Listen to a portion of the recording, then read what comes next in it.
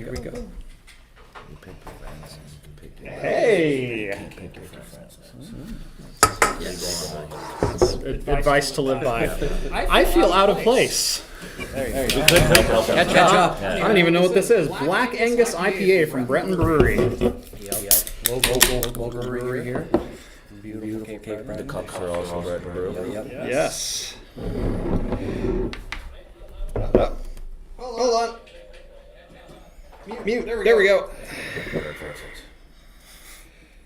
The audio distracted me from my pour, so Less than perfect. that's all right. You know what? After 22 hours, I will take this. Welcome to Talking Heads, everyone. Episode 298, your once-weekly live show for the latest in beer and tech news. I'm Jeff. I'm Mitch. I'm Brad. And obviously, we are not in my studio. I am in Sydney, Nova Scotia, I think. I don't know what day it is. I don't know what time it is. But we are at 45 Drives HQ. There's going to be a lot more content coming out later on this weekend about why I'm here. But I figured while in the area, might as well do the live show in an actual studio. Absolutely. So thank you guys for having me. Cheers. Thanks for coming. Thank you. Made it. So obviously this is going to be a little bit different show than normal. It's a weird start time. It's weird circumstances. Let's start with my travel day because man, it has been a day. You got to start. What time did you leave the house? I left my house Pacific time 6 p.m. Yesterday. Tuesday. Today is Wednesday. Tuesday, 6 p.m. Pacific. I left my house to drive to the airport. Got to Portland Airport, fairly smooth. Getting in, getting checked into the flight. Got sat down. Flight left at 10 p.m. Pacific time. Usually getting out of PDX, it can be a little bumpy. You go over the Cascade Range, and there's a lot of... It was actually smooth sailing until about halfway to Toronto. And then the approach to Toronto was one of the worst experiences I've ever had on a plane. The only way I can describe it is it felt like the pilot was doing like a Tokyo drift for about 30 seconds, where you could feel the tail wanting to shift this way. Denzel Washington. Right. Flip it over. Yeah, exactly.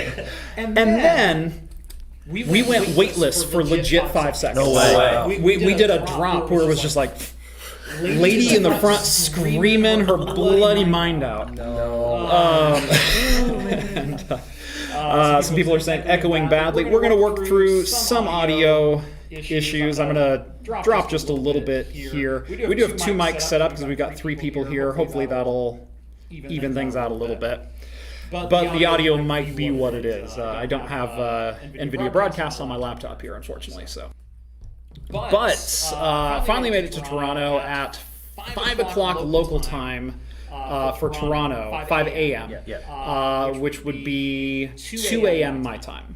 So at that point, I had already been traveling for almost a legit 8 hours when I got to Toronto.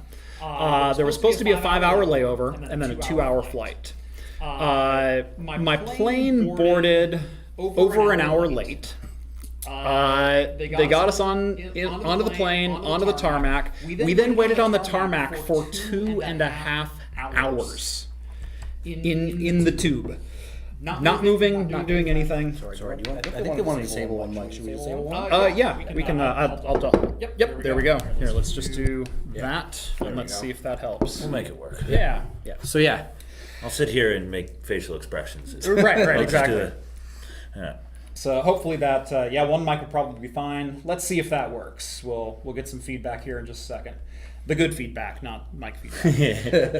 Yay! That's a good sign. Yeah, we got a yay. So I sat in the airplane for 2.5 hours for what should have been a 2-hour and 15-minute flight Before leaving.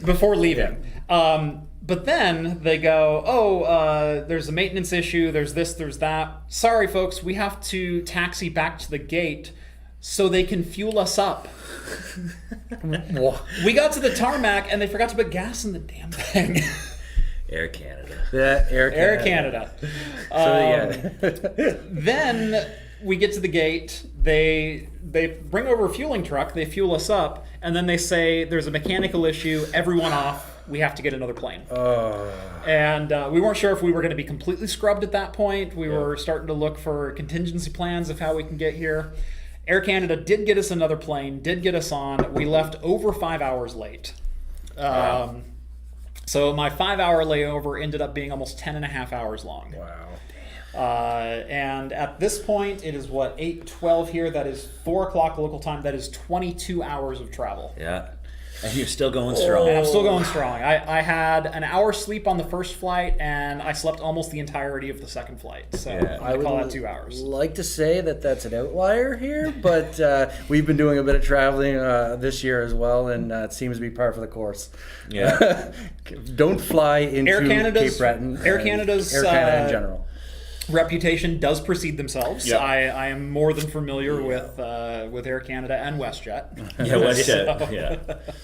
Oh yeah. You'll get a really good earful about it from our president and co-founder. He's not a big fan of it either. Yeah. So he'll definitely bring it up, I'm sure. Hey, but we're here. But we're here. We made it. It's a show. Ian in the chat, Tech Heck Potato, thank you for joining, Ian. Gosh, you're still up late. He's over in the UK, unless he's stateside right now. But it's probably like 1 in the morning for him right now. Be thankful you didn't fly to Malaysia. Oh yeah. Oh no, he's in Malaysia right now. That's Okay. right. I thought he was making a late Malaysian missing air flight. Yeah. Spicy. Anyway, the beer. We got to start with what are we drinking? Yeah. So, like I started the show with, Breton Brewing Black Angus IPA, 6.2%. Very, very hop forward. Oh, yeah. And that's someone from Oregon saying that. Like, we made the hops that probably went in here. And very hop forward, very good beer. I really, really like this one. Yeah, Black Angus is one of their showpieces. That's one of their favorite ones. Yeah. So I'm going to be the guy that's totally out of the loop here. Well, here, I'll introduce your beer for you then, because I picked it for you. So I got you a nice light beer because I know you like those ones. Yep. But I got you a Dirty Blonde from Nine Locks. That's from a brewery in Dartmouth, Nova Scotia, actually, just across the harbor from Halifax. But yeah, that's where I'm from, just down the road from the brewery, actually. So had to mix that in there. Yep. Then what do you got? I've got another Breton Brewing, but I've got a Breton Brewing Let's Jam. It's a strawberry rhubarb sour because I love a good sour beer. Jammy sour? Nice. Yeah. Very cool. Yeah. Very, very cool.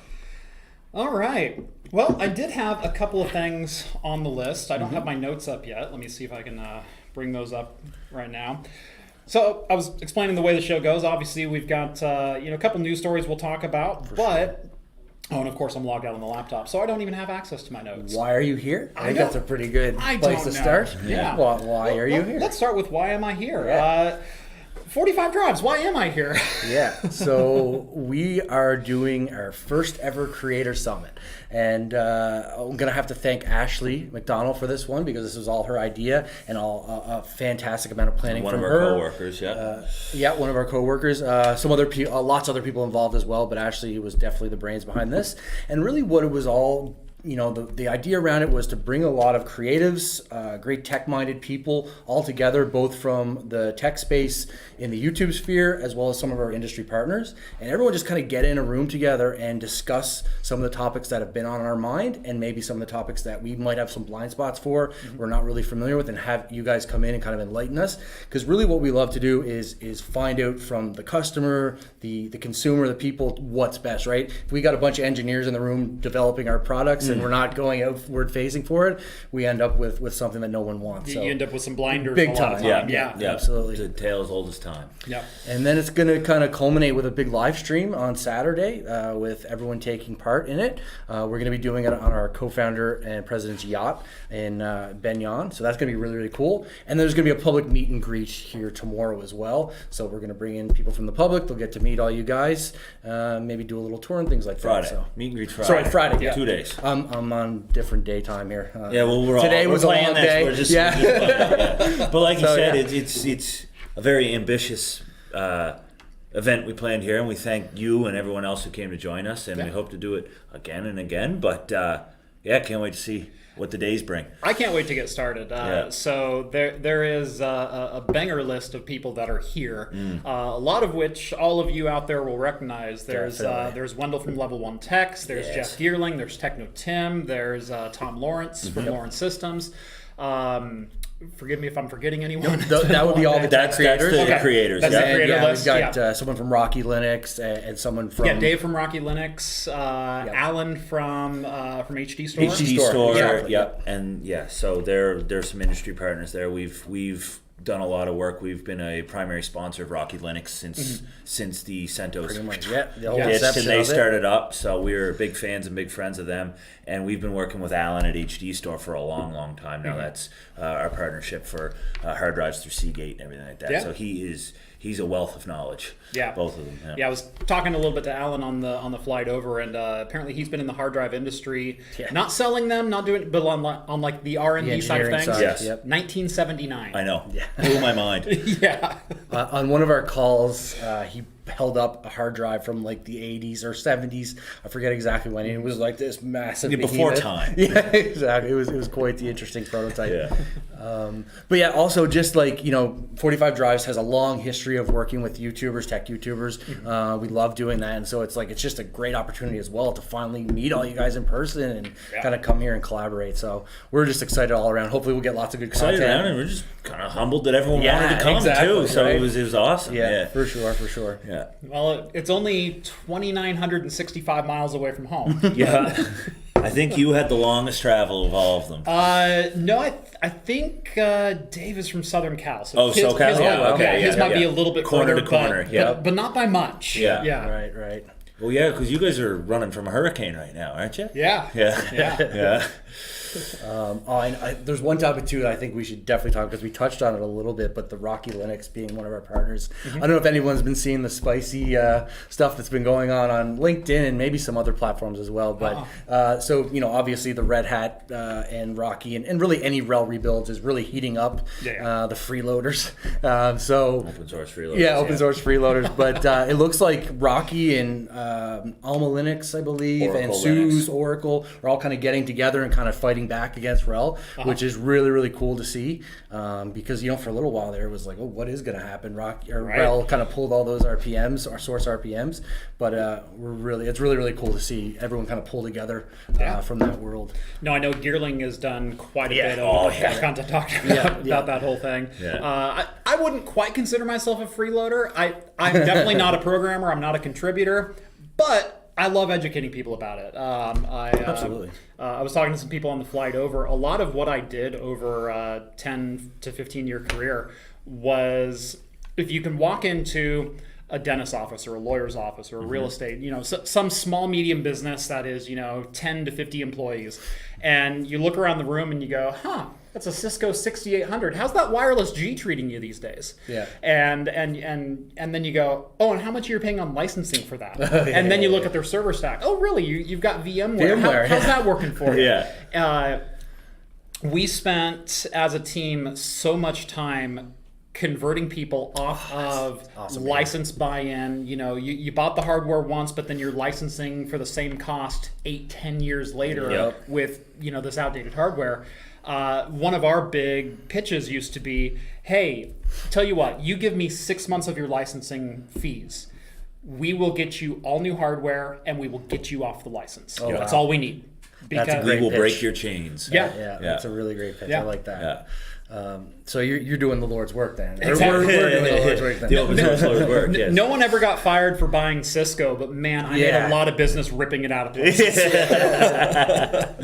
We hear that too. It's like the same way. But usually it's Dell in our place, right? No one ever. Well, you got Isilon, do you? Yeah. But, how's that going? Yeah. It's our job to show there is other ways. Yes. Yeah. No, I'm like I said, I'm thrilled to be here. Even though I don't know what day it is right now, it's a beautiful area. Kind of a flight approach that I've seen a lot of landscapes coming in.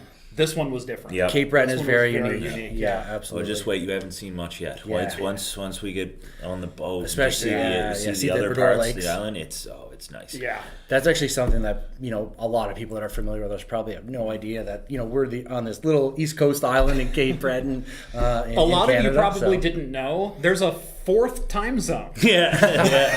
There's one more. There's even one more if you go to Newfoundland. And it's 30 minutes. 30 minutes. ahead. Not a full hour. That's right. But we won't go there. That's too much for today. Got to draw it off somewhere. Yeah. No, it's hilarious. Oh God. So, what's really funny is I've never spent any real time in the Eastern time zone. I've flown through O'Hare a couple of times, which is Eastern, but then I've spent my time in Minneapolis or Wisconsin or something like that. Okay. And so you're back to Central Time there. So I've skipped over the Eastern time zone entirely, and now I'm going to spend almost a week in whatever you guys call this one.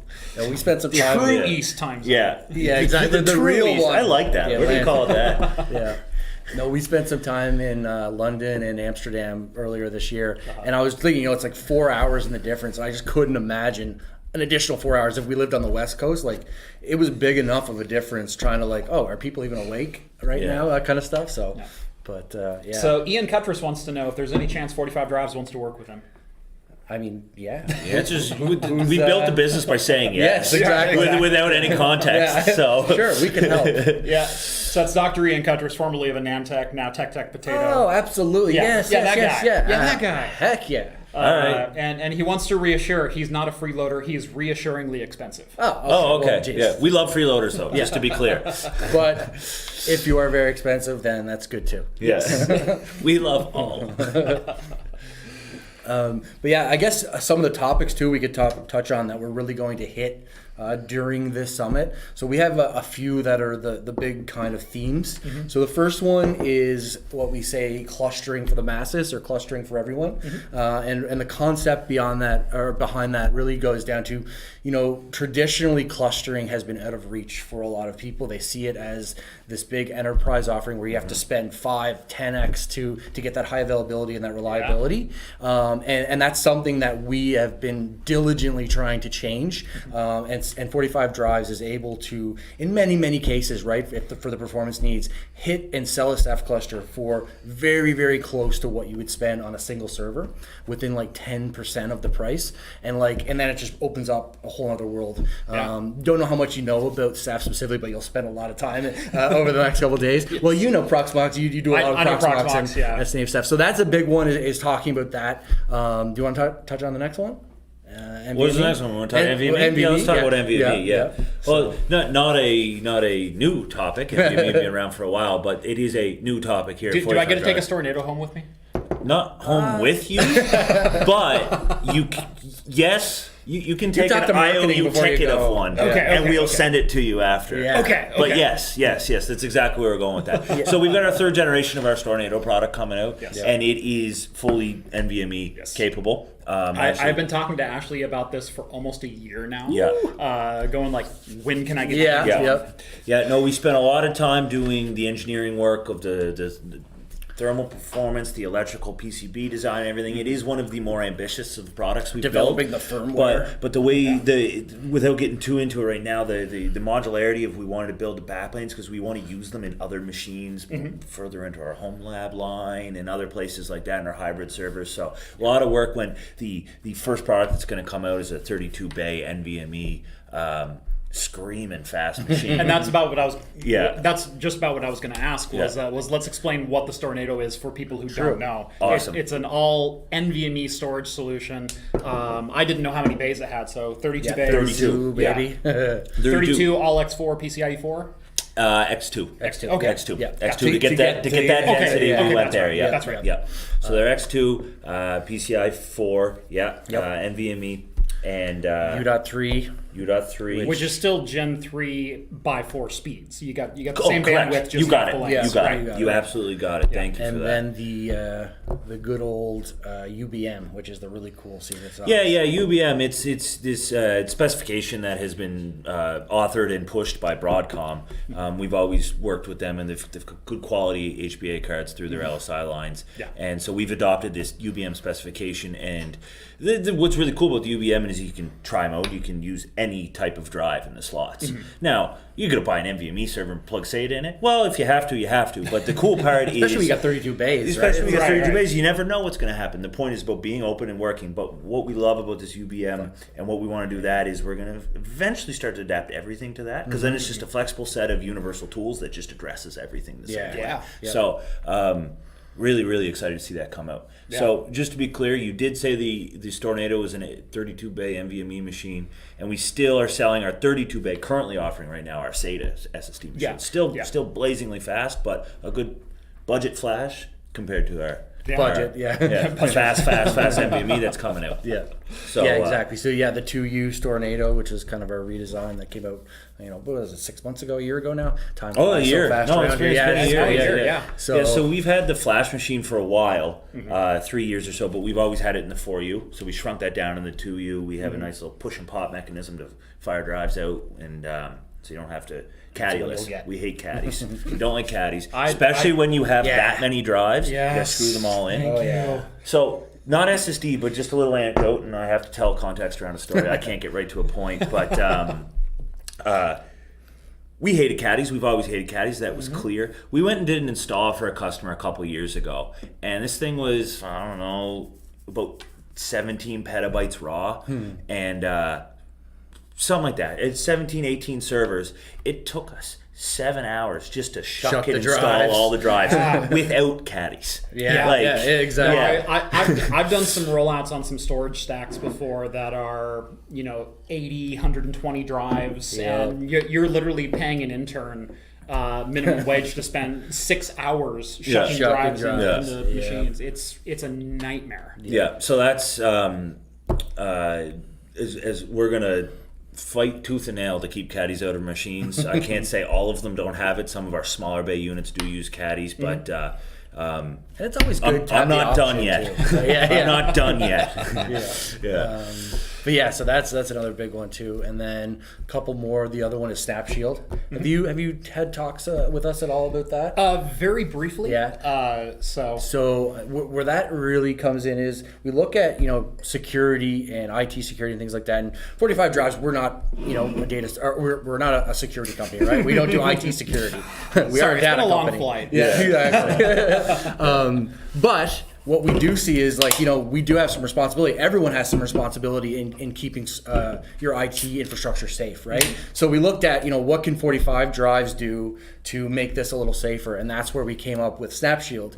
And essentially what it is we call it behavior analysis ransomware protection, and it's a ransomware activated fuse. So it's all server side protection. So it gets deployed on the storage server, and it essentially watches behavior, watches write behavior, and it can essentially watch and see anything that are atypical behavior that would be indicative of ransomware, and it can snap that fuse shut and essentially completely cut that user off that was infecting from the network. And it's so efficient. We've got it down to literally within 5 seconds. Any ransomware we've tested under the sun, within 5 seconds it's able to detect and shut down. So we're super proud about it. And we've got several of our customers now. We've rolled it out a few months ago, but it's just it's really incredible what it's able to do. So we can't wait to show more people about that. I've been again talking with Ashley, trying to schedule a demo to see it in action. What is it? I have been super excited about this because one of my main suggestions for battling ransomware has always been ZFS and snapshots. Exactly. It's been once you get infected, how quickly can you remediate damage? It back? Exactly. And so that's what, even when I was doing IT work, a lot of my customers, I would say you need to run ZFS, you need to run snapshots, because if you get infected, you can snap a couple of fingers and 20 minutes later your data's right good. But if you can stop it at the source, if you can detect it when it's happening, that's a whole other tool entirely. And the snap in Snap Shield actually is snapshot. So it is kind of like that two-prong where I said, it takes 5 seconds, but Lockbit, the world's fastest ransomware, even 5 seconds, Lockbit can do some damage, right? A lot of damage. Typically, we see between 50 and maybe 100 files in that 3 to 5 seconds. So even that though, that can be damaging. So by having a very robust snapshotting methodology and having those 5 minutes windows where you're snapshotting, boom, those 45, 50 minute files get hit, you can very, very quickly targeted, roll back those. Everyone's back up to the races. You just clean the one desktop that was infected, and then you do your post-mortem and kind of figure out what went wrong and how it happened. And we quarantine everything as well, right? So if for investigation, all that kind of stuff, we do keep a copy of it. So there's a whole bunch that goes into it, and it's such a great piece of software. I'll just add on top of that real quick. In no way are we saying don't need to lock your door anymore. As in, like, network security, the walls around it and everything goes. You need it. This is a complementary tool. I noticed you guys had a bike on a bike rack with the lock sitting around the seat post stem, but not around the bike. And I'm like, oh, this is a really nice change of pace. This is Cape Breton. Well, no, exactly. That's where it is. But Snap Shield was designed and always intended to be used with the best practices and tools that you already have in place. Keep your network locked down. Keep everything safe. Keep your access control lists where they are. But if all that worked 100%, why do we still hear about ransomware? Right. Because it does get through. You need to keep the door open a little bit. One thing I love that you mentioned is it not only quarantines, but keeps a copy of whatever data was infected for that post-mortem work. Because so often when people get ransomware, they immediately just go, okay, let's just get our data back. Okay, cool. Some ransomware does exfiltrate data. You need to know what variant you got infected with, so you know what data got out, what was exposed. Is there an exposure layer to your storage stack that we need to disclose now to public or customers or whatever else? You got it. Yeah. And there may be legal implications if you're bringing in, absolutely. You know what I mean? So it's keep all that stuff to make sure that you do your due diligence. Yeah, I dealt so much with privacy and government and things like that in the past to know that you can't just go like, oh yeah, we got ransomware. No, we're totally fine now. No, you. Fixing the problem is step one. There's 10 after. Right. Actually, isn't it? It's illegal to actually pay the ransom, at least in the United States. I don't know if it's in Canada now, but I think that is the case. That's always. I think that's. They say that. I don't know if it's fully true. I never actually looked into it. I don't know if that's fully true. Yeah. Okay. Simply from a standpoint of how would you police that? How would exactly. Like, I always thought it's like the we don't negotiate with terrorists kind of thing, but it's like it gives that kind of vibe, right? But who knows? It might just be things that people say, So you guys got to keep up, man. I know. I am a lightweight, so if I keep going, hey, listen, man, you're in the East Coast of Canada now. Careful. I am a professional. Okay. Chris, toss me over the Diablo. Coming in hot. The other one, other side of that. Also from Brett Brewing, I've got the Red Coat Irish Red Ale, clocking in at 5%. This is deliciously malty. Yeah, I love the Red Coat. This is a very classic Irish Red.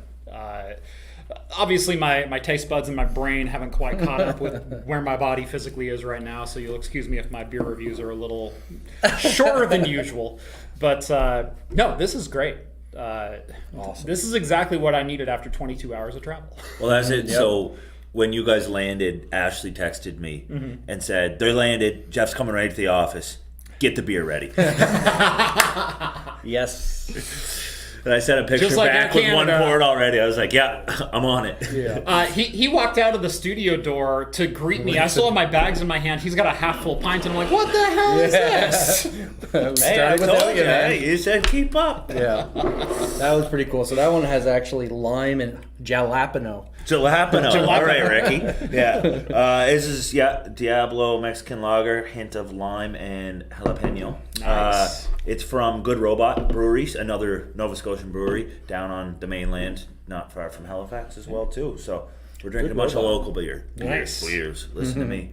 Yeah. It's one thing I love to do when I travel is visit breweries, genuine local, small batch breweries. Yep. And what are they making? What are they doing?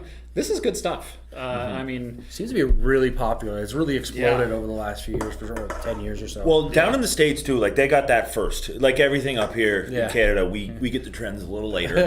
But the craft. Wait till you try hazies. They're amazing. Yeah. What's that? Over the head? Yeah. right around 2013, hazy IPAs became the trend. Okay, and for like 6 years, everyone had to make a hazy IPA, really? and they all tasted the same. Yeah. And then finally, they like figured out how to make them unique and bring out the flavors they wanted. But there was this trend for, you know, it's kind of like good marketing where it's like, oh, it's all hazy. It's like, we'll call it hazy. Tell them that's what they want. Yeah. Stornado hazy. Yeah. Yes. This is Nailed it. It's a fruitful week already. Yeah. That is kind of like what we do. Everything's a nader, and all of our flash is a NATO. Yeah. No, it was when we got started too. I remember the name. I was like, "Oh, that's an interesting name." And then I don't know, it sticks. Yep. It sticks. It is. It's a and that's funny who we are. name. Yeah. Yeah. Exactly. Oh, you know, I do have that classic thumbnail with my Craftinator. Yes. Yeah, exactly. Yeah. So how's that going for you anyway? That is going running good? fantastically well. Yep. Yeah, I think the only thing left in it is the hard drives that were sent with it. Oh, okay. Perfect. You switched everything out, you mean? Yeah. I've been through so many upgrades with that Oh, heck machine. yeah. Yep. Not because I really needed to. It was a lot of wants. Yeah. Exactly. But you said That's it. the That's home the lab. magic, and that's what this. That's what Right. 45 drives is. That's what the open philosophy is. We have our tried true solutions for those who just want to buy it and forget about it. Yep. But if you want to get a screwdriver and take that thing apart, Yep. go It ahead. comes right apart. It's Yeah. all Yeah. standard mounting. It's all No rivet. Yeah, there's no rivets. There's no weird bespoke, custom made PCBs, motherboards, anything like that. It's all just PC hardware, and I love it. Yeah. For sure. If you haven't kept up with my Craftinator series, obviously 45 drives sent over an AV15 for my storage use.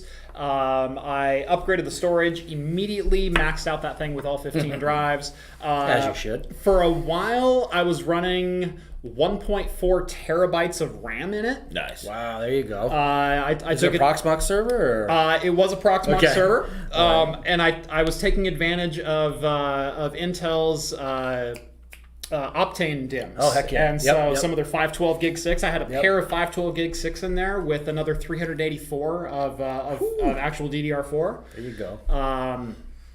Then the CPU wasn't really holding up with what I was asking from the VMs, and so I swapped over to an Epic 32-core motherboard. Nice. Yep. And that was running fantastically well. Had 512 gigs of actual DDR4 memory Yep. in that. And actually, I haven't even made a video about this, but about 2 weeks ago, my Epic motherboard started flaking out because of my 100 gig network card in it. I don't know what was going on. Really? Super micro board? Or? Super micro board. It's the H111 Yeah, SSL. H11, yep. Great motherboard. Yeah, I've had absolutely, fantastic results with it. I don't know what was going on. I don't know if it was hardware, software, firmware, whatever. Right. There was something going on that somewhere between 6 and 48 hours of uptime, it would start halting some CPU threads. Wow. And just lock up the system. At first I thought it might be heat related. It's in my garage, but it is air conditioned inside the server rack itself. Sure. Turned up the air conditioner a little bit. That didn't really help. I thought, hey, maybe the 100 gig card that I added is getting too hot. So I put a fan on top of that. Yep. Still didn't help. Swapped out the 100 gig card for a 40 gig card. Still didn't help. Still locked up. And I went, well, really? it's not that. Maybe it's the HBA. Swapped out the HBA. No, still locked up. Something's going on with the platform. I haven't figured out what. Got it. But I went ahead and swapped it over to a second generation Threadripper system. So Oh, wow, yeah. It's got a 2950X in it right now. Yeah. With 128 gigs of RAM. Couldn't run my ECC modules because Threadripper. Oh, Threadripper doesn't have support for ECC, eh? Nope. Damn, you think they would have Not registered modules. You can use, unreg modules. Sure, modules but you but can use the RDIMMs. yeah, if you got 64 gig sticks, they want to do something with that. Yeah. Speaking of, so you said you have the Optane. I have Optane in my Stornator at home too. I don't know if I want to tell people what I'm actually using it for them because it's such a bad use case for such a blistering fast. A lot of and Linux I want to know ISOs. now because you set it it's up literally that my way. scratch space for my incoming Linux ISOs downloads before they get batched off to Plex. Yes. Because I put my ISOs on Plex. Lot of Linux ISOs on my Plex server. Yeah. and also talk about wants but not needs. So I just switched out my monitor. I just picked up the Alienware QD OLED 34-inch. Oh man, it is insane. So I love OLED. I've been me too. converted for like 4 or 5 years. Yeah. And so I had a C2 LG C2 OLED TV. It's just a little too big, right? And with Starfield coming out, I just thought of that cockpit with the ultra wide 34, and I saw the Alienware. It's actually going for a great price right now. I don't know how they're doing it. Like Canadian, it's like $1,100. Like that's easily like a $2,000 Canadian at least monitor. So they're doing, I don't know, it's great. And the G-Sync module one and the FreeSync one are the same price for some reason right now. Which, by the way, U.S. conversion was what, 65 cents to a dollar? Yeah, so it's probably like 800. 75, probably 800. Still not great. Like $800, yeah. So yeah, what an amazing display. I got it in yesterday, and the HDR is just incredible. Like so searing bright. Did you get it already? Yeah, I hooked it all up yesterday. So it's not often I get jealous because do you guys know what I run for my primary monitor? No. I do not. I have an Aorus Gigabyte 42-inch 4K. Oh, the OLED one? The 4K? It's not the OLED. Oh, it's not, okay, I know it's what not the you're OLED, talking but it's the 43-inch 4K HDR10. Yep. So 1,000 nit brightness, true HDR, 144 hertz. Yeah. That's very, very nice. Yeah. And it comes factory calibrated. Oh, that's even better. See, Factory calibrated color. the Alienware did too, but I didn't know really how to read it. So it said it was calibrated. I was like, well, that's a bonus. It looks real good. That's for sure. Did you go hacking around with it? Not yet. Not yet. I played a couple games with it last night, and I was I couldn't get over how the difference between the C2, like the C2 is a great OLED, but the brightness and difference between the quantum dot and that, it was crazy. And then Asus just announced actually this last week 31.5-inch 4K QD OLED. Ultra wide 4K? No, or just it's 32-inch. Yeah, that's 32-inch 4K nice. QD OLED. Very, very nice. That I would like to get that. OLED everywhere. You've done a lot of content actually on like cloud gaming setups in the home and things like that. Yes. Actually, we got a guy here on the service team that will definitely want to chat you up about that and the best way to set that all up, because in Proxmox as well, you do like the GPU virtualization through Proxmox as well, kind of slicing that up. That stuff, I would actually even be interested in kind of seeing that, because I got it working a little bit before, but I never really dove into it. So that stuff's cool. Yeah.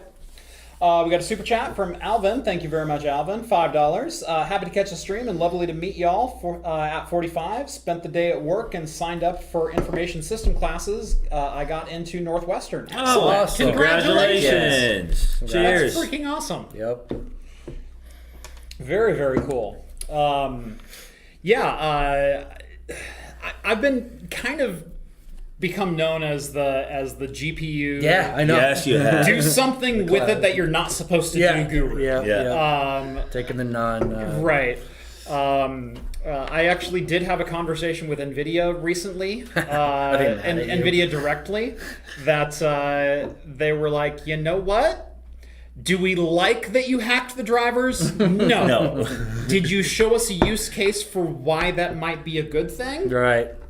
Maybe. I'm not going to say yes. And so that's kind of how the conversation went.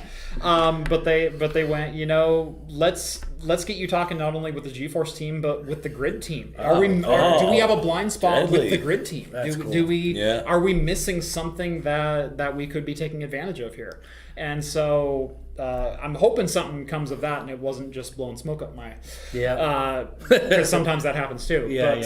But no, I actually got some positive feedback from NVIDIA for going like, hey, I'm gonna do something you don't want me to do. I'm gonna not pay your licensing fee and tell you why that's a good thing. Yeah, well, if that's the worst they said to you, then that's good. Honestly, NVIDIA's arbitrary, like some of the things they do is just so ridiculous. It's frustrating. The NVENC thing for the GTX cards, oh gosh, so annoying. But thankfully, you can get past that pretty easy now. Because I use a 1080 in my Plex server at home. A lot of people around the office use it, so it's typical. Like in the evenings, I've got 8-9 people streaming it. So, but the 1080's been absolutely rock solid for that. So that's cool. Yeah, with the 1080, you've got even the dual NVENC chips on board. For those who don't know what we're talking about, the NVENC is the hardware encoder, decoder for X264, H265, etc. The NVIDIA GeForce cards have bespoke hardware on board for that decoder chip. And in fact, some of the higher end cards, usually your 70 and 80 series cards, have a couple of them. On the GeForce lineup, they limit you to 2 encode or decode actions at a time. Per encoder chip. So if you have a 1080, if you have a GTX 1080, you're limited to 4 encode streams. Even though the hardware could do 30 of them. But no, there's been a lot of community action that has figured out how to unlock that driver, unlock that potential, and go like, hey, it's your hardware. Why aren't you using it? Yeah, exactly. Yep.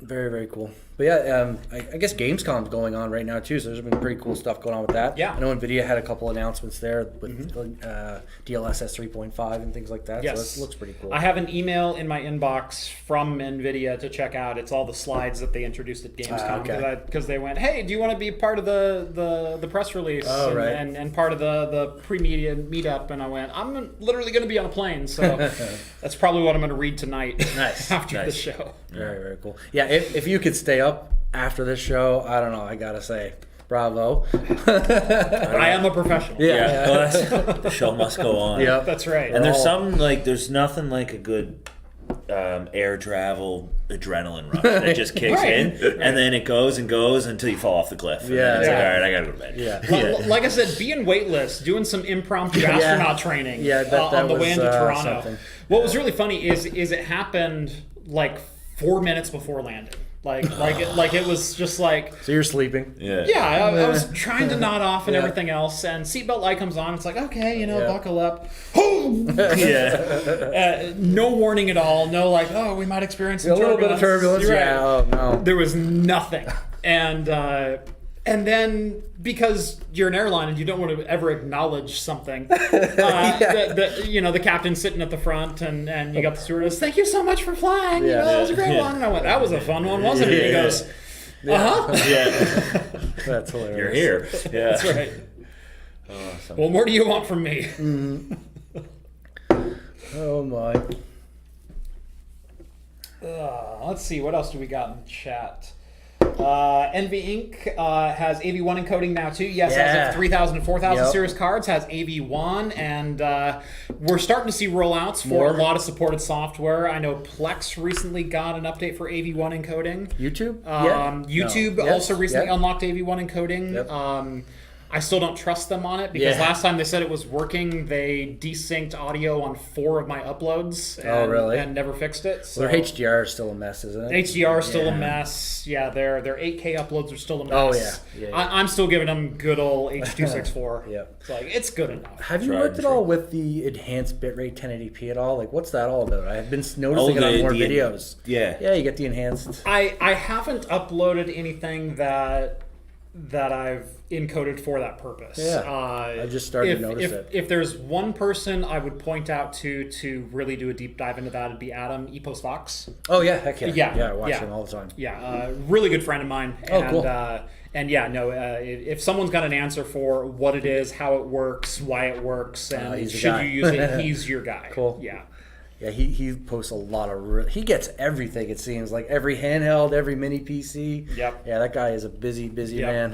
And his OBS tutorials are absolute fire. So shout out to Epos Fox.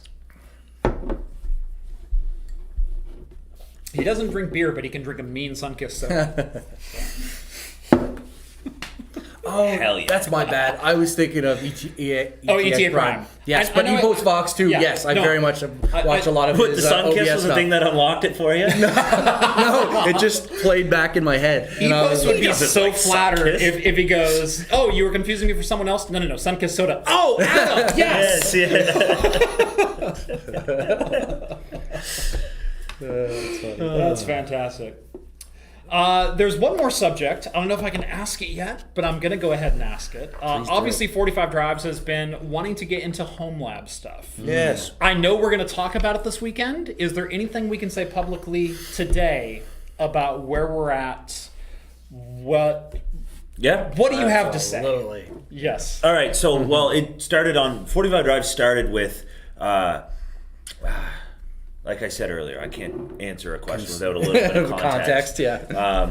But like our whole start was let's disrupt this whole market of you have to pay millions of dollars for storage. Like just put some hard drives in a box and give people what they want. And if they want to put whatever they want on the front of it, then sure. So our original market was the hobbyists.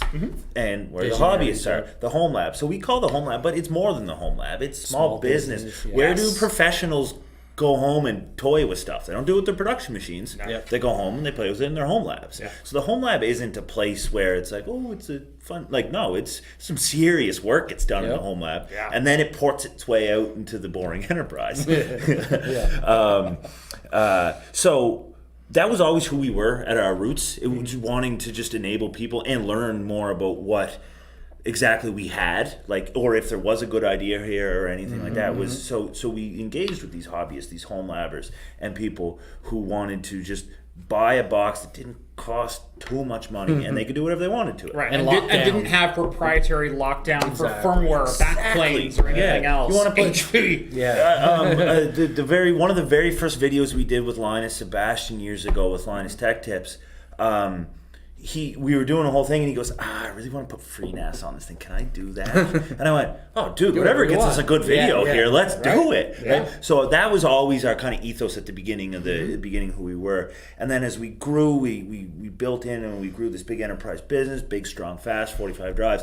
But what we want to do with this home labs thing is bring it right back to that roots and not lose everything we've done, but take everything we've learned from the open philosophy, from the clustering, like all this crazy stuff we've done over the last decade, and bring that power and accessibility back to the home lab. So with that out of the way, to answer your question, we're starting strong with our good old AV15 box, built no frills, stripped down such that it's affordable, accessible, and all that, and modular in the way that you can put any old power supply, anything you want into it, and there's a nice little PCB there that's got all your ATX power connections, all your 4-pin Molex, so you can just pick what you want. Still has our awesome backplane. Still has our awesome backplane, and it's very clear how that works. There's no caddies. It's exactly what you expect. If you check us out on Twitter, I believe we posted a picture of the kind of first kick at it. If you look at it, it's the AV15, but that's exactly where we're going to start. You know, where's Home Lab going to go? Well, that's part of the thing that we want to talk about this week and everything like that. The Home Lab is where all the fun ideas start. And then if stuff works, then it starts to grow out of that. We want to build an ecosystem here. So is there going to be a small little NVMe fast thing for the Home Lab? Probably. If they want it. But is that next? Are we going to go and build a like ARM powered, low power little 1U Ceph cluster that goes in your rack? Yeah, we could do that too. So that's what Home Lab is now. Right now. That's what the Home Lab is. We're going to come out and give the people what they want. And we said, what are you looking for? We're looking for a 4U chassis that's accessible, that I can get my hands on, put whatever I want into it. Great. We got an AV15 for you. Sweet. But where does it go from here? Oh, Home Lab's just the beginning. And it's like, we're not going to shove what we think is best down their throat, right? It's like, we will give you a bare bones spec kit of like, hey, you can put this power supply, this motherboard, this CPU, or you just do the one that has the backplane, has a power supply, is cabled up, you put everything else in, or not even a power supply, you put your own power supply in it. So it's the freedom of choice there, right? I think is really big. What we'll be doing is offering this as an online type store. Like we've got our enterprise sales and all that. Our main business is still run there, but 45 Home Lab is going to operate almost as a separate little channel. You can buy through there. You have access to service if you want to go through that. And so we're going to kind of leverage both worlds. But what we want to do is remember who we were in that early days and build that ecosystem out again. Whether that's both software side, hardware, and all that. But what do? You want to give people what they want. A nice, solid, sturdy chassis that you just can't get anywhere else. So one of the things we're doing here at the Creator Summit here at 45 Drives is each of us YouTubers. By the way, I love that you called us key opinion leaders and not influencers, because I hate influencer. I'm a key opinion leader. I'm an informed influencer. Okay. Influencer has a certain connotation. It does. It's the hey, can I stay at the Hilton for free? I'll give you great publicity. It's like, we don't need your publicity. Key opinion leader. Oh, you're an informed person in the community who lives this day in and day out. What is your opinion on this situation? That's the great term take. that I like. That is awesome. That's the term that I like. Anyway, one thing that the creators here are doing is each of us are going to give a 1-hour talk on not only where we think certain industries are at, but challenging 45 Drives and how can you be disruptive. I can't wait for you guys to hear my talk on that. On what? On Home Lab. Oh, awesome. Nice. Yeah, that's very And I exciting. love that you brought up small, medium business. Yeah. Because that is one thing that my talk is seriously going to focus on. Yep. Because what are people running in their home labs? Not to spoil it. The enthusiast of the enthusiast who has the rack and the air conditioner in their rack and everything else at home running in their garage and you happen to have a really thick door on the garage so your wife can live with the sound. That's me. I am the 1% of the home labbers who has a full 42 rack out in their garage. When you say home lab, there's a whole other market that wants to just experiment with hardware, learn services, run professional software, but they also don't want to spend 120 watts of power on fans to keep the whole thing cool. So that's a lot of 50 what... decibel. Right. There's also another aspect of that a lot of times the home lab gear also gets kicked out to small and medium businesses. So your NAS appliance business, your like I mentioned earlier, your real estate offices, your dental offices, your offices with 2, 5, even 50 employees. We don't have a 4U rack. We don't have this. We don't have that. I have a counter in the back room that needs to run this thing. Oh, and it can't sound like a jet engine every time we open the door. Exactly. What can you do for me? You guys are gonna like my talk. Hell yeah! Cool. And I'm hoping that talk. I'm hoping to film that talk and actually put it up on the channel. So Cool. Awesome. So we'll see how that works. Cool. But yeah, no, thank you for bringing up small medium business because, like I said, as someone who ripped out a number of Dell and HP and Cisco and Aruba and Meraki installations. I love that. That's a great story. I love it. But yeah, why there has to be such doesn't have the rigid line. Yeah, right? it's Synology or you're penning $200,000 for Dell. Right. It's like, well, why? Why's it got to be like that? Right. Yeah. And exactly, because we don't put lines in the sand like that with anything. So it's like, you bought a home lab, but you want to buy support from us? Please do. Come on in. We'll get you. Well, it's like, it's friendly in there. Do you want to work with us? Yes. Yes. We built a business on not asking why. Just yes. Hey, Ian, we'll make that connection. Yeah. That's not a problem. Yeah. I'm not going to mention who else I'm working with either, but you'll have to stay tuned for that one. Ooh. Oh, we got a guy, Teasers. Frank Kelly, saying he's been wanting a chassis from. It just actually topped. It was at the top. He said he wanted a chassis from us for years. That's perfect. Cool. Nice. Interesting. Frank. Veronica Explains is in chat too. Oh, awesome! I watched a video of hers today. Yeah. Hello. No, she's fantastic. I didn't know she was in chat. Hello, Veronica. Home labbing is like gardening. You can choose to grow something useful or fun or both. Yeah. But it has all the positive benefit. Yeah, well said. Yes. I like that. Yeah. I like that a lot.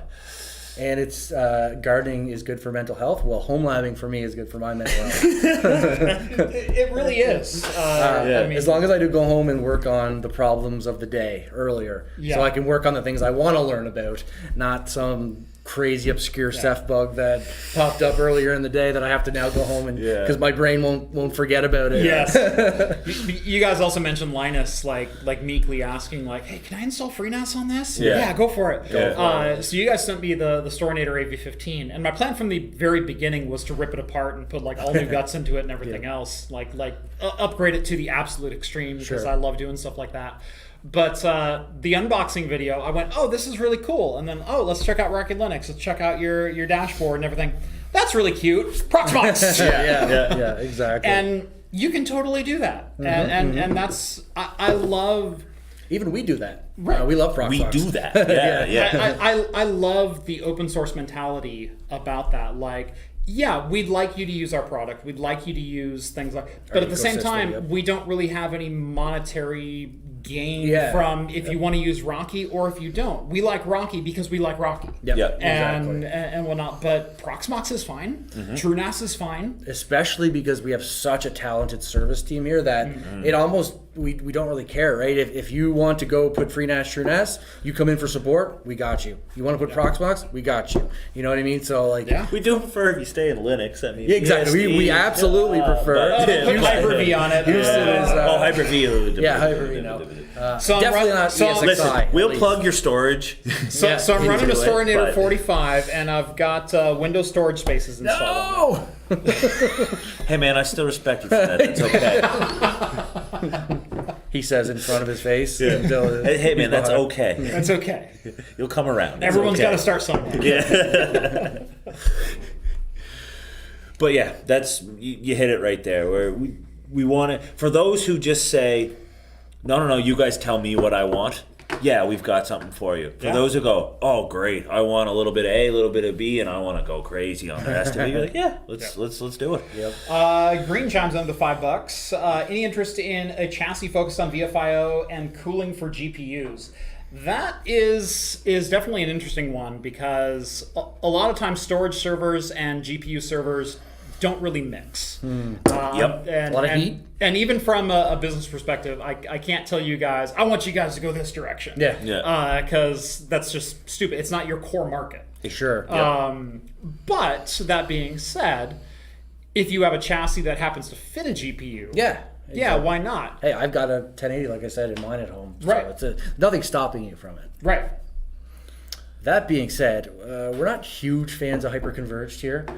So like we were for a little bit, and then we spent some time on it. And we were like, oh my god, we gotta just distribute your sources. Take your compute, put your compute on your compute nodes. Yeah. Put your storage on your storage nodes. Yes. That's obviously what we prefer. But hey, Proxmox is great because you can hyperconverge if you want to, and Ceph is just such a wonderful thing. So well, hard drives. They make, especially when you got a lot of them in there, and then you jam a bunch of GPUs. You get a lot of heat to deal with, a lot of stuff to move around, and let's put it this way: with this home lab work that we're doing, hyperconvergence and all that kind of makes sense because you just got one box. You try stuff out, right? For home lab, But that's what I'm trying to say too. So I wasn't even in the context, but absolutely. But we bleed the lines. We've jumped back and forth. But yeah, home lab. We got that in mind, right? We're making sure there's enough power distribution. There's enough connectors for you there that you want to plug a GPU into that thing. We can use. We can do that. But that question comes up a lot, and Mitch, I agree with what Mitch says. In most cases, the splitting of your two resources usually leads to a better experience. Especially if you have to, do maintenance. Better ecosystem overall, like just in a rack environment. Yeah. I mean, you've got to think of cooling overall. Are you going to, run 320 mil fans to cool your 15 or 30 or 45 drives, or do you want that airflow to go to GPUs? Because if you're soaking that all up with hard drives, there's not much left for the GPUs to scavenge from. And you only have so many PCI lanes and everything to deal with too, and I need to connect all my hard drives or SSDs or NVMEs through that. But I don't want to steal from your GPU. Are we getting some Genoa goodness in the Storinator? Oh, you better believe we are. That's an obvious. We both because of that. What? Go ahead. I was going to say we could kind of say the specs that we chose. Maybe not the specific CPU yet because I don't even know it offhand. But essentially, 64 core, new gen AMD EPYC. Genoa, and then in its place for Intel side, because we couldn't do it in a single proc, we had to do dual 32 core. And the crazy thing, it's so wild how much better AMD is in this space. More PCI Express lanes, way less power, half the power, 400 less watts, 400 less watts to do what I need to do. With the equivalent Intel machine and our new NVMe platform versus the AMD, it's a no-brainer. So AMD, we have always been traditionally Intel first shop, just because that's just always maybe the Intel marketing one, and we dove into that. And it was before AMD really got the EPYC. We had supply lines, blah blah blah. But and also with hard drives, CPU is an afterthought.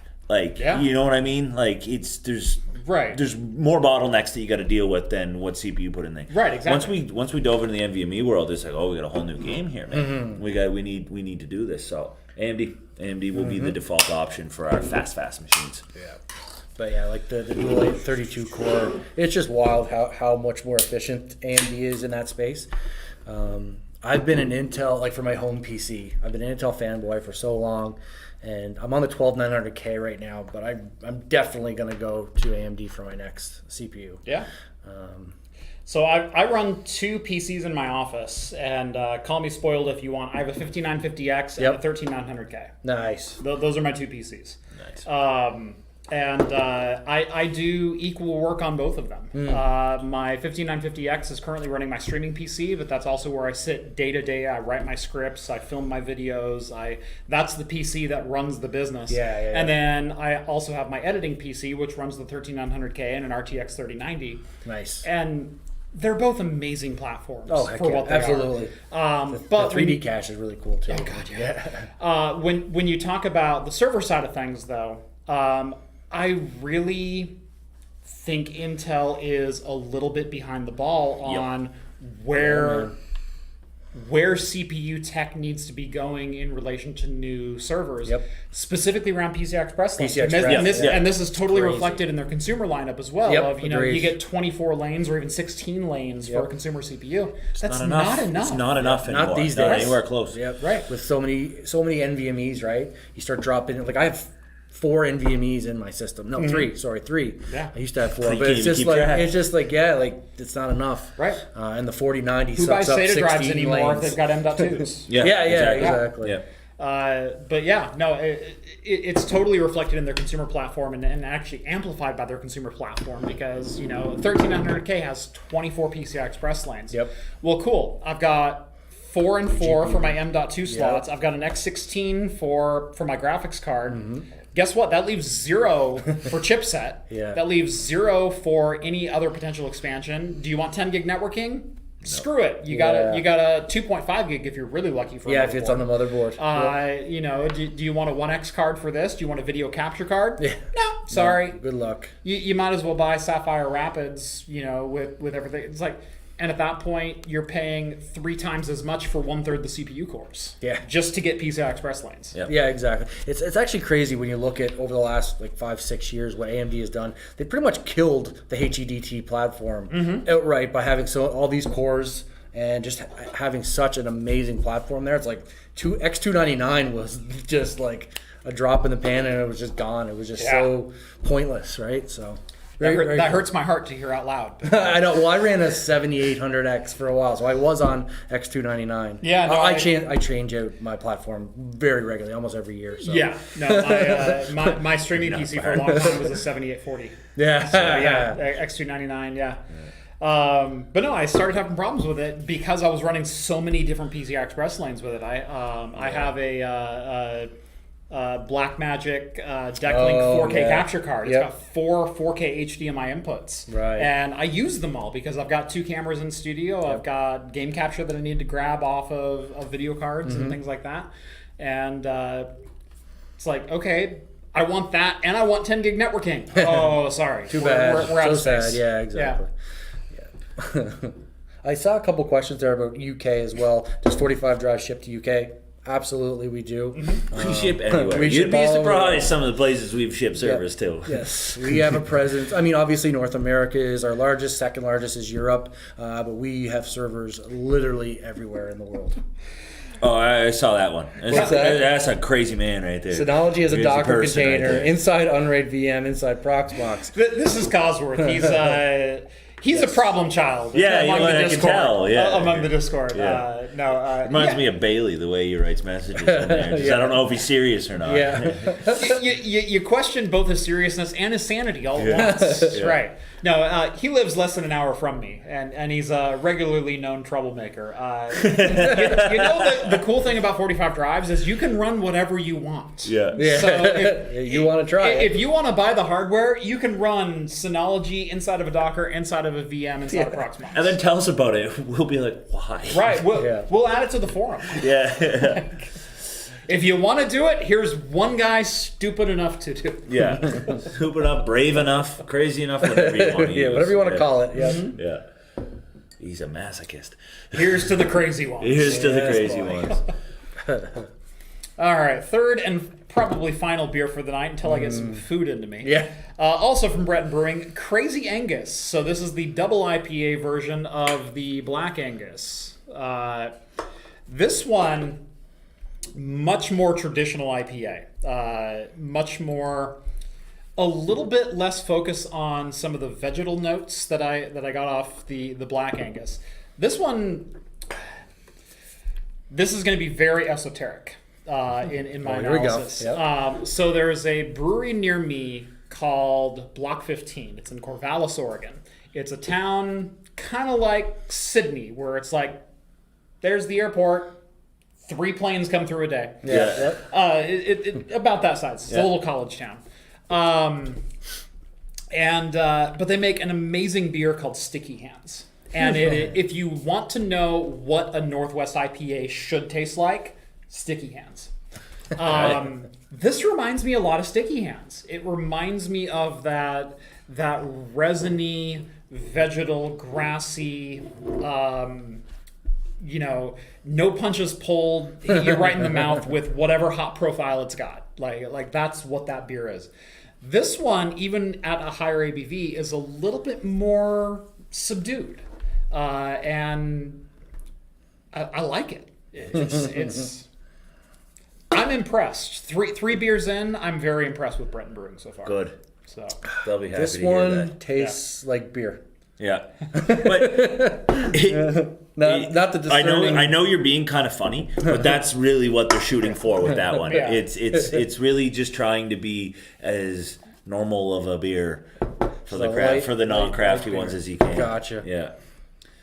if I had just finished mowing the lawn, that's a damn good Yeah, beer. there you go. Exactly. Yep. That's what I like. Yeah. That's what they're shooting for. And I love breweries that still do that. Yeah. Not. I don't mean to be uppity. I literally cannot drink Bud Light, Coors Light, Miller. I can't do it's gross to me. Yeah. It's rice and nothing but cheap ingredients. Yep. And I can't stand it. And I love when a craft brewery will go, you know what? Let's make a blonde ale. Let's make it 4.5%. Let's make it super easy drinking. Let's give some flavor and some quality to a lower ABV beer. You're gonna spend more. This is still probably craft beer pricing. But at the same time, it's so much better than your traditional domestic beer would be. Yeah.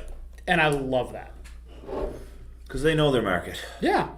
Now, am I going to spend $4 a pint on a craft pilsner, or am I going to spend the same $4 and get a 10% double IPA? There you go. There's a cost investment return paradigm that happens in the grocery aisle all the time. The grocery aisle. Weighing it. Yeah, exactly.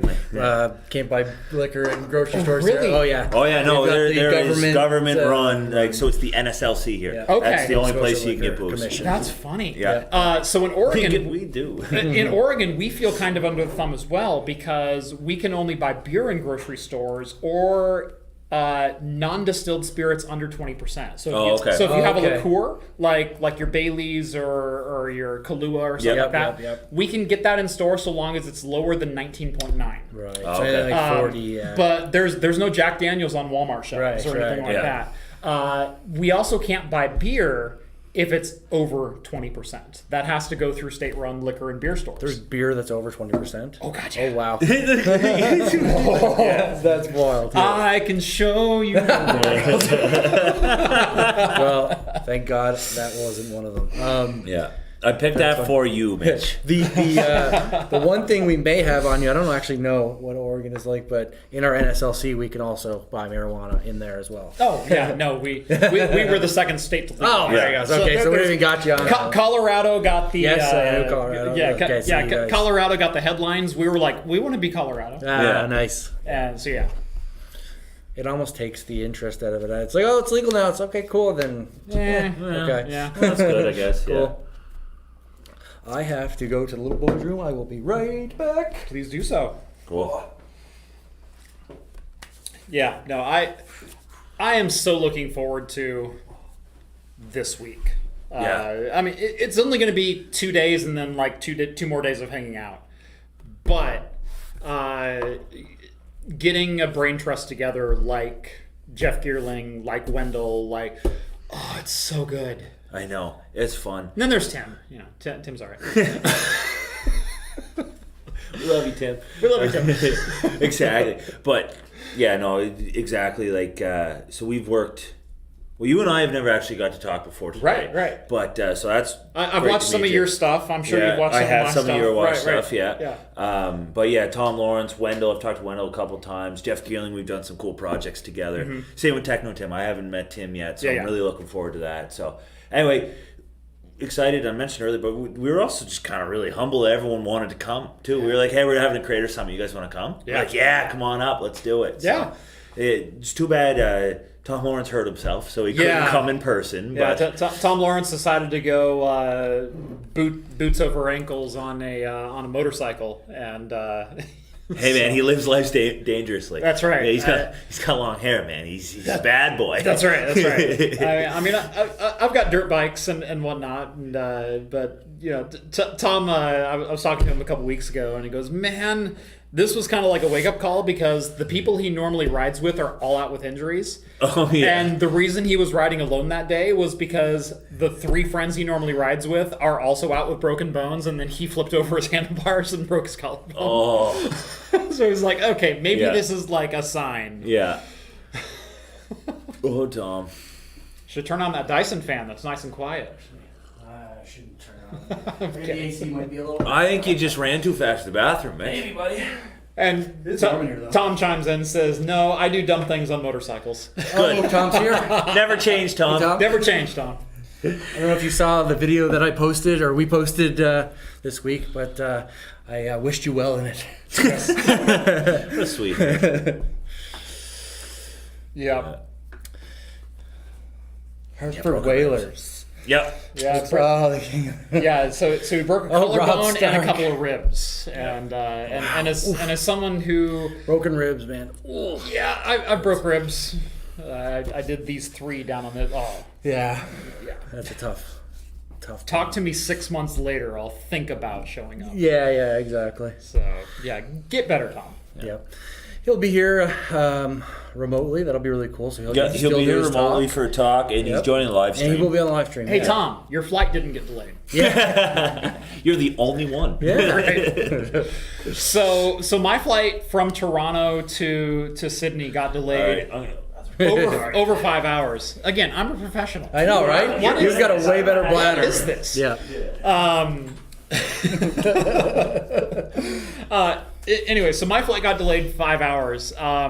So originally I was supposed to be the first one here, and then Geerling and Tim and Wendell were supposed to fly in on a separate flight to Halifax and then fly in on a charter flight to connect. Because do you want to drive 5 hours by car or spend 30 minutes on a charter plane? Let's do 30 minutes on a charter plane. That's right.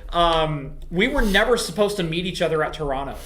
All 6 of us were at Toronto at the same time. Oh, God. And actually, it was kind of a race to see who could get out of there first on their respective flights. So you guys didn't actually end up being on the same flight? We were not on the same flight. Oh, because they were going to Halifax. Yeah, they're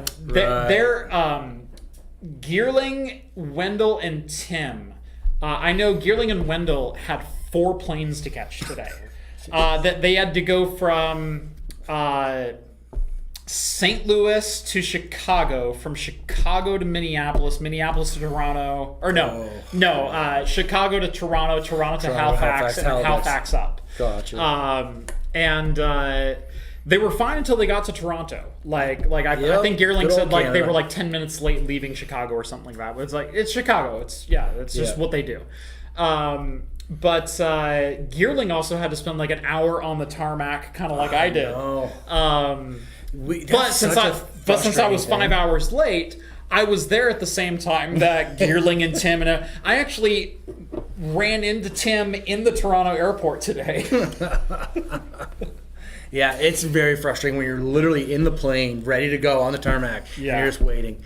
Especially for us, our AC broke. So we got on the plane, we were on the tarmac, we started to go, about to take off, slammed shut. This was on the way home from Amsterdam a few months ago. Yeah. And then so they were sitting there, and we were thinking, okay, we're not going to use this plane for sure. It just I don't know what happened. No, I was already looking for new flights. I know. So The AC home. dies. Yeah. So the AC turns off. So only 1,700. We can make it home tomorrow morning. All right, cool. And so we're in there for about an hour, man. No air, no nothing. It was horrible. What's this? I'm going to answer the yellow guy there. Mike chimes in with $9.99. Let me read it. Might have already been discussed earlier, but is there any kind of timeline available for the home lab box you were discussing? Understand if there isn't one yet. Okay, so with the 3 beer deep caveat, there's no PR in the room. Yeah, you're good. Yeah, no, Chris left, so we're good. No, seriously, this is coming in the next month or two. I say 2 because I put myself a little extra padding. Yeah. The thing's built. We know what we're doing with it. One of the things I was promised is I would be able to see it today. It's So, So it's just the boring logistics of getting stock in place, getting the storefront up for everyone to do the it. e-commerce So, storefront. but the product's pretty much ready to go. So you'll be seeing that this fall. So Excellent. don't have to wait too much longer. And on the store, the NVMe Stornado, we put out a teaser video about it like 2 weeks ago. Was it a short? No, it's not a short. It's just a regular video. It's literally only 2 minutes long. Just talks about It's kind just of a some short stuff. video. Yeah, it's just a short video that isn't a short. Hashtag shorts. Yeah, but yeah, it just talks a little bit about the stuff we already talked about, the UBM and stuff. So if you missed any of that, you can check it out. Hold on. Is Network Chuck in the chat too? Ooh, Nettie. We got Veronica, we got Tom, we got Gearling, we got DB Tech. DB Tech, go. welcome. Network Chuck is in the chat too. Look at that. Yeah. Heck Wow. yeah. That's some all-stars here. Yeah. brave to drink while live streaming. Yes, we do live dangerously. Hey. He came all the way up to the East Coast of Canada. We've got to show him how we do it. That's right. Yep. I am running on 22 hours of travel and 3 hours sleep inside of a 48-hour period. And yeah, this is my third beer. Let's go. Yeah, I'm impressed. We actually have some really cool content coming, hopefully very soon with Chuck. I forgot all about I don't know. that. I don't know if we're allowed to talk about it. We are, but I don't know if he wants to be the one to break it. But we got some really, really cool stuff. Let's just say, out of all the YouTubers we've ever worked with, he's the first guy that we've ever done this specific thing with, and I guess I'll just leave it with that. So some really, really. Well, cool I have stuff. something coming out like that too. So we'll Awesome. There you go. foreshadowing. Yes. Man, all the YouTubers are here. Look at that. Braithorn's also in the chat.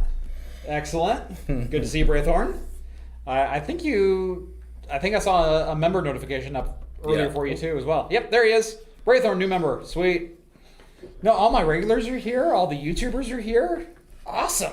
Good. Well, that's what I noticed. You got a dedicated fan base. Yes. You were How many hours literally late? still in the air. The live stream started, but the waiting count didn't drop. It did not. Going home, they were like, "Oh no, he'll make it." Like, no, he'll be make here. it. He will be here. I had one doubter. I had one guy who goes, was his name Mike or Mark or something like that? Yeah. Who goes, Jeff, let this be a lesson to you. Never schedule a live stream on a full day of travel. But here's to you, Mark. Yeah. Mark, how much did you pay to see this? Well, I know I'll never Cheers, doubt buddy. you again because, Cheers. I honestly, I was like, there's no way he's going to want to do this today. We'll probably do it tomorrow. But, yeah, never doubt you again, that's for sure. I'm a professional. Yes, Yeah, sir. that's what we kept saying. He's a pro. Yeah. The show must go on. That's right. Exactly. Yeah. No, so Ashley texted me while I was still in the air, and she goes, do you still want to go straight to the studio and do the live show? And I went, heck yeah. Yeah. Let's do this. Woo. Yeah. Awesome. I got 90 minutes sleep on the plane. I'm good to go. Yeah. I'm glad we did. What more do I need? No, this has been so much fun. Heck yeah. It really has been. There was one story that I wanted to cover Okay. that I brought up earlier in conversation. I don't have any slides for it or anything like that.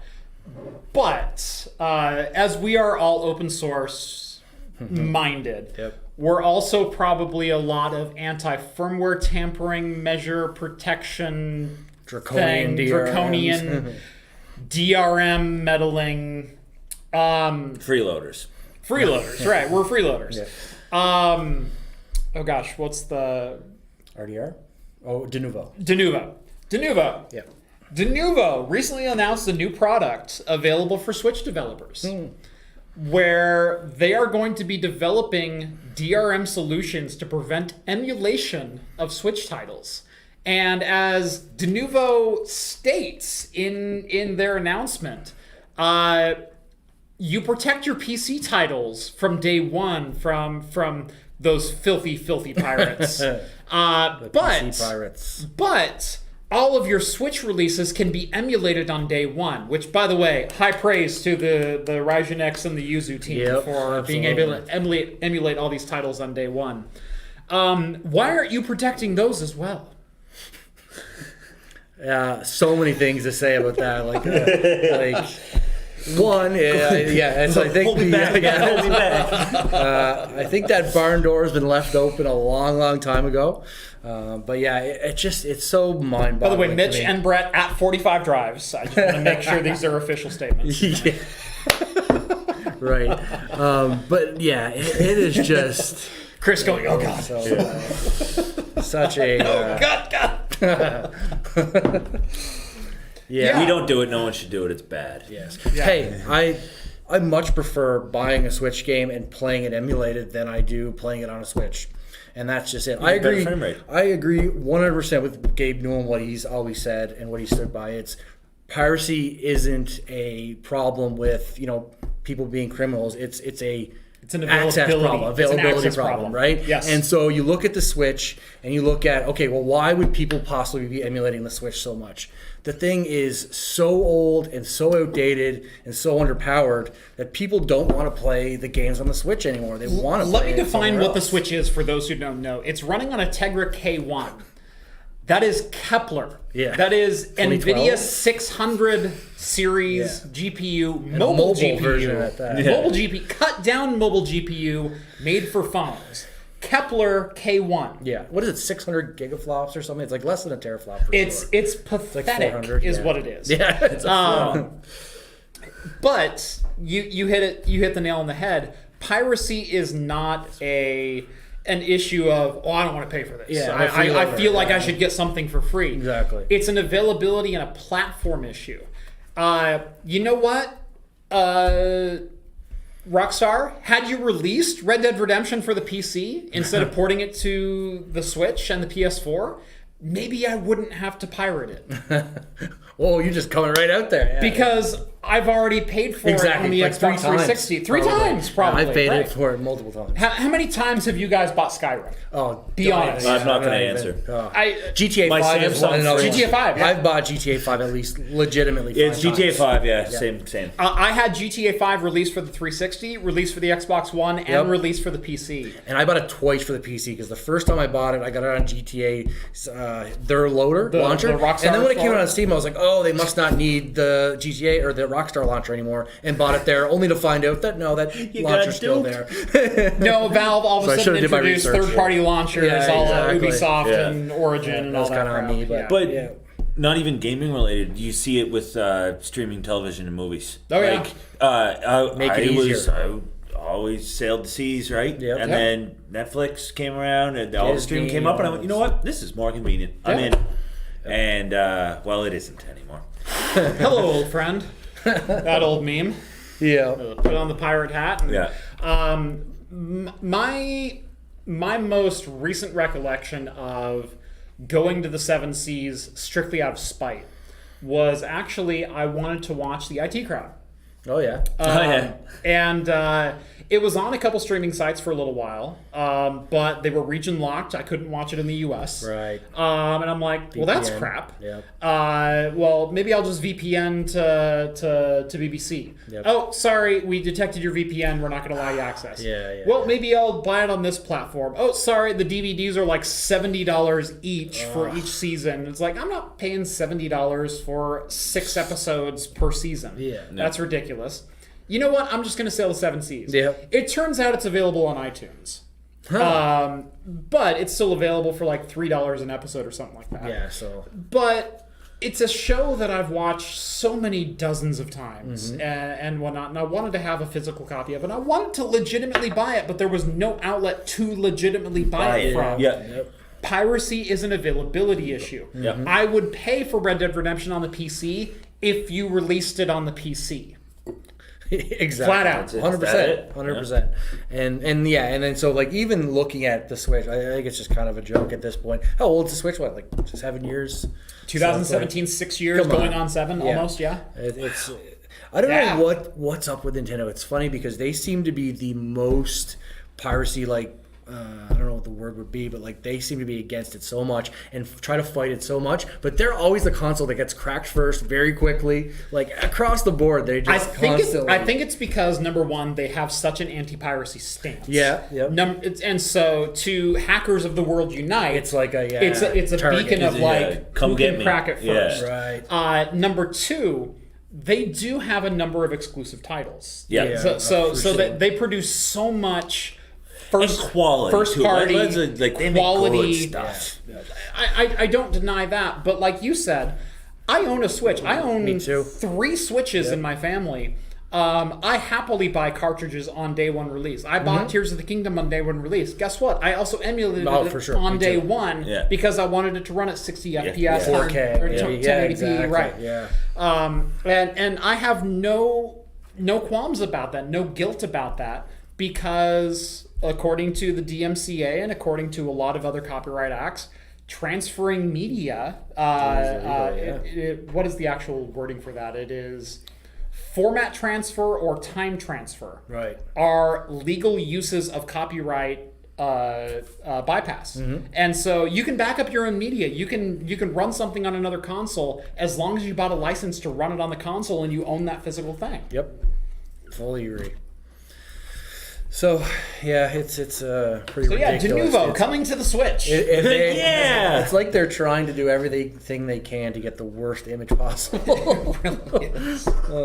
It's been proven time and time again that Denuvo hurts performance. Like at this point, it's not even up for debate, and it's just like, and they still try to spin that whole thing. Do you remember Assassin's Creed Odyssey using CPU cycles every time the character moved? Yeah. Yes, I do. Yes, I do. Yeah. If you don't move, 120 FPS. If you move, 20. And for the people that do employ, okay, whatever, they decided that's where they want to go with it. I think the no-brainer is like 6 months, 3 months, 8 months. Remove it. Get rid of it after that big period when everyone buys the game, right? You're not doing anyone any favors by keeping it there 2 years later. To point this to kind of a positive conversation, if we look at organizations like GOG, Good Old Games, things like that, I saw last week they released Fallout 4. Yeah. DRM free. Yep. I bought it for a second time. I had no qualms about it. Just to reward just that. To have a just to say, I support this. Yeah. I support you releasing your product DRM free on a marketplace that you're probably not going to see the return that you want from. But at the same time, like, I own it on Steam. I can play it on Steam. I can do all that. I carry gaming handhelds with me that I don't really want to connect to the internet all the time. Exactly. I don't always want to re-register that DRM. I don't want them to be online only. You know what? If you give me an offline copy of Fallout 4, I'll give you 20 more bucks. Yep. Yeah. Beautiful. And that's how it's supposed to do. You reward good decisions. Right. That's how the market's supposed to go. And like Steam is such a small DRM, right? But it is still annoying for us handheld gamers where it's honestly like a Russian roulette sometimes where if I'm going to travel, install a bunch of games on Steam and be like, all right, I think they're going to run when I get on the plane with no Wi-Fi, but this one didn't. Oh, this one did. Well, that was before the Amsterdam trip. I downloaded them all and just tried each one. Yeah, exactly. And guess how many I played. Yeah, exactly. Yeah. I brought my 1X Fly, by the way, review coming up on the channel here. I'm gonna get some more hands on with that later. he held out and he went, oh. But not only did I bring the 1X Fly, I brought my X-Real air glasses. Oh, I saw your review. I watched your review on that. I've literally had those glasses in my cart like 4 times. And never pulled the trigger. I was just like, I have them right here. Okay, I got to use those. You will buy it now. Oh, yeah? You will instantly buy it now. I definitely will try I played Fallout 4. Which is a level 5 susceptible for community fans.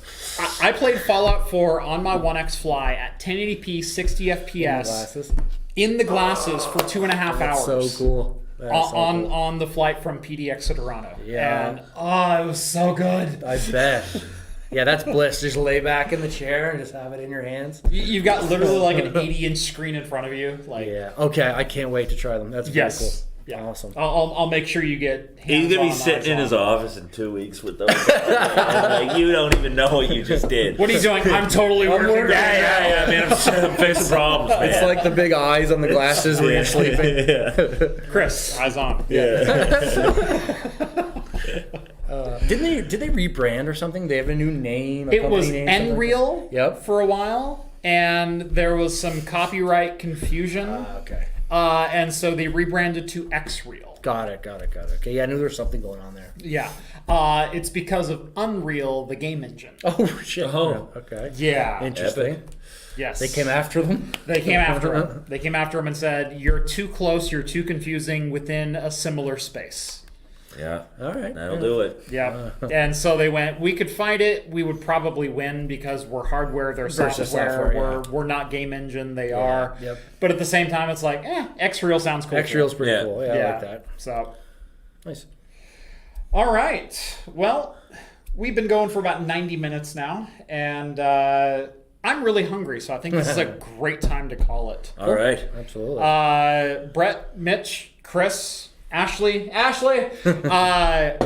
thank you so much. Thank you. This man. has been awesome. thank you. I've seen this so many times on YouTube and in so many videos. It's cool to sit down here and kind of experience it myself. Little different in person. I love the brickwork. Oh, yeah. That's going to be our new podcast area. Chris installed that himself. That's awesome. Yeah.